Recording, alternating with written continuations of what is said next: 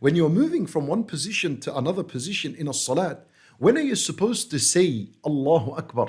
You're supposed to say it throughout the movement. Yani you're not supposed to say it from when you move.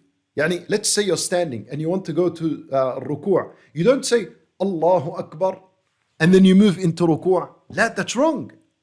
And you don't move into ruku' and when you're finally in ruku' you say Allahu Akbar. That's wrong. The correct is to say Allahu Akbar as you're moving from one position to another.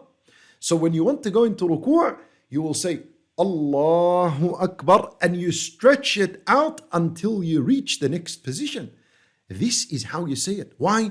So that the prayer, not a single moment is that you remain silent from dhikrullah. The prayer is supposed to be continuous dhikr.